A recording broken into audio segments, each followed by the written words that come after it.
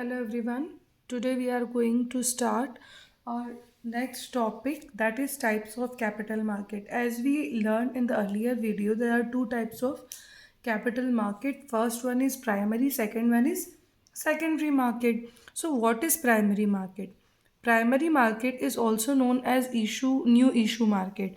Primary market को हम लोग न्यू इशू मार्केट भी बोलते हैं.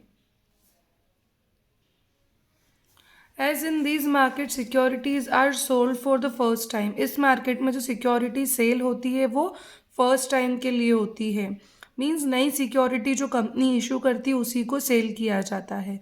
Primary capital market directly capital contribute करती है, क्योंकि प्राइमरी मार्केट जो है वो डायरेक्टली इन्वेस्टर्स के थ्रू चालू होता है और उस फंड्स को यूटिलाइज किया जाता है इन्वेस्ट करके बिल्डिंग प्लांट मशीनरी में. Next is methods of flotation of security in primary market. अब किस तरीके से सिक्योरिटीज़ को प्राइमरी मार्केट में फ्लोट किया जाता है. तो पहला है पब्लिक इशू थ्रू प्रोस्पेक्टस. इस मेथड में जो कंपनी है वो प्रोस्पेक्टस इशू करती है, ये इन्फॉर्म करने के लिए या फिर जनरल पब्लिक को अट्रैक्ट करने के लिए. इसमें प्रोस्पेक्टस में कंपनी डिटेल प्रोवाइड करती है, कंपनी किस पर्पस के लिए फ़ंड रेस कर रही है, पिछला फाइनेंशियल रिकॉर्ड कैसा है कंपनी का, बैकग्राउंड कैसा है, फ्यूचर में कंपनी कहाँ पहुँचना चाहती है. The information in the prospectus helps the public to know about the risk. जो इन्फॉर्मेशन है प्रोस्पेक्टस में पब्लिक को हेल्प करती है कि वो रिस्क के बारे में जान सके और उसके अपने पोटेंशियल के अकॉर्डिंग अर्न कर सके. इसके अकॉर्डिंग वो डिसाइड करते हैं कि कहाँ इन्वेस्ट करना है और कहाँ नहीं. आईपीओ के through company large number of persons तक अप्रोच कर सकती है. कितनी बार कंपनी इसमें मिडल मैन को इन्वॉल्व करती है, जैसे कि बैंकर, ब्रोकर, अंडरराइटर, जिससे कि हेल्प से कैपिटल रेस की जा सके जनरल पब्लिक से. सेकेंड है ऑफर फॉर सेल. इस मेथड में जो नई सिक्योरिटीज़ होती है वो जनरल पब्लिक को ऑफ़र की जाती है, लेकिन डायरेक्टली नहीं. कंपनी जो है वो मिडिल मैन को हायर करती है जो सारी सिक्योरिटीज़ को एक लॉट में ख़रीद लेते हैं और उसके बाद वन बाय वन अपने अकॉर्डिंग जनरल पब्लिक को सेल कर देते हैं. सबसे पहले कंपनी सिक्योरिटीज़ को इशू करती है मिडिल मैन को फेस वैल्यू पे. फिर सेकेंड स्टेप में क्या होता है, मिडिल मैन इंटरमीडियरीज जिनको हम बोलते हैं वो जनरल पब्लिक को सिक्योरिटीज़ इशू करते हैं हायर प्राइसेस पे, जिससे कि प्रॉफिट अर्न कर सके. इस मेथड में कंपनी जो है वो फॉर्मेलिटीज़ से बच जाती है और डायरेक्टली जो इशू करने में कॉम्प्लेक्सिटीज़ आती है उससे भी बच जाती है. थर्ड है प्राइवेट प्लेसमेंट. इस मेथड में जो सिक्योरिटी है वो कंपनी के थ्रू सेल कर दी जाती है मिडिल मैन को एक फ़िक्स प्राइस पे. और सेकंड स्टेप में जो मिडिल मैन होते हैं सिक्योरिटीज़ को जनरल पब्लिक में सेल नहीं करते, लेकिन ये सिलेक्टेड क्लाइंट्स को सेल करते हैं हायर प्राइसेस में. जो इशूइंग कंपनी होती है प्रोस्पेक्टस इशू करती है और अपने ऑब्जेक्टिव्स की डिटेल, अपने फ्यूचर प्रोस्पेक्ट्स की डिटेल, ये सब कुछ अपने रेपुटेड क्लाइंट को देती है. उसके बाद में इस मेथड में मिडिल मैन सिक्योरिटीज़ इशू करते सिलेक्टेड क्लाइंट को, जैसे कि यूटीआई, एलआईसी, जनरल इंश्योरेंस के थ्रू. Private placement. जो प्राइवेट प्लेसमेंट मेथड है ये सबसे ज़्यादा कॉस्ट सेविंग मेथड है. कंपनी इसमें एक्सपेंसेस से बच जाती है, अंडर राइटर की फ़ीस से, मैनेजर की फ़ीस से, एजेंट के कमीशन से, या कंपनी को स्टॉक एक्सचेंज में लिस्ट आउट कराने वाला एक्सपेंस है. कुछ छोटी और नई कंपनी होती है जो प्राइवेट प्लेसमेंट को प्रेफर करती है, क्योंकि वो पब्लिक से पैसा रेस करना अफोर्ड नहीं कर सकते हैं.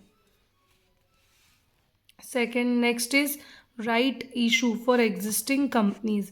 ये जो इशू होता है ये नए शेयर्स को, this is the issue of new share to existing share holder. नए शेयर को एग्जिस्टिंग शेयर होल्डर को इशू किया जाता है. इसको राइट इशू बोलते हैं, क्योंकि it is called right issue because it is preemptive right of share holders. जो ऑलरेडी शेयर होल्डर्स है ना उनका अधिकार इस पे होता है. जिससे कि कंपनी नए शेयर्स ऑफर करती है बाहर वालों को, तो पहले किससे पूछा जाएगा, ऑलरेडी जो एग्जिस्टिंग शेयर होल्डर्स है उनसे. हर एक शेयर होल्डर के पास राइट है कि वो नए शेयर्स को ख़रीद सकते हैं जितना शेयर ऑलरेडी उनके पास है उस प्रपोर्शन में. एक जो राइट होता है इशू करने का वो कंपनी के लिए मैंडेटरी होता है कंपनीज एक्ट 1956 के अंडर में.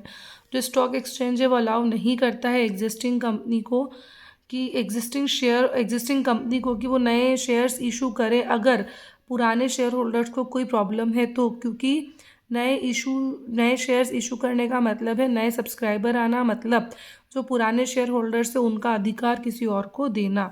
अगर उनको कोई इशू है तो आप इशू नहीं कर सकते हो। Okay, next is EIPOs, electronic public initial offer. ये एक नई मेथड है सिक्योरिटीज़ को इशू करने की ऑनलाइन सिस्टम के थ्रू स्टॉक एक्सचेंज के। इसमें जो कंपनी है वो रजिस्टर्ड ब्रोकर को अपॉइंट करती है एप्लीकेशंस को एक्सेप्ट करने के पर्पज़ से और ऑर्डर प्लेस करने के पर्पज़ से। जो कंपनी है वो सिक्योरिटीज़ इशू करती है और सिक्योरिटीज़ को स्टॉक एक्सचेंज में डाल देती है, जिससे कि एक्सचेंज किया जा सकता है सिक्योरिटीज़ को। जो मैनेजर हैं वो उन एक्टिविटीज़ को कोऑर्डिनेट करते हैं अलग अलग मिडिलमैन के थ्रू, जिससे कि इश्यूज ऑफ शेयर को कनेक्ट किया जा सके। Next is secondary market. जो सेकेंडरी मार्केट है वो एक ऐसा मार्केट है जहाँ पे ऑलरेडी जो शेयर्स को सेल और परचेस किया गया है उन्हीं में डीलिंग होती है। सेकेंडरी मार्केट जो है वो डायरेक्टली कंपनी के थ्रू शेयर्स को इशू नहीं करते इन्वेस्टर्स तक। यहाँ पे वो सिक्योरिटी एक्सचेंज होती है जिसमें ऑलरेडी एग्जिस्टिंग इन्वेस्टर्स शेयर्स को सेल करें और दूसरे इन्वेस्टर उसको खरीदे। कितनी बार इन्वेस्टर कभी कभी कैश की नीड में होते हैं तो अनादर इन्वेस्टर को सेल करते और अनादर इन्वेस्टर उस शेयर्स को खरीद लेता है क्योंकि वो डायरेक्टली कंपनी से उसको नहीं मिले थे। Then both the investor can meet in secondary market. ये दोनों इन्वेस्टर कहाँ मिलते हैं? सेकेंडरी मार्केट में।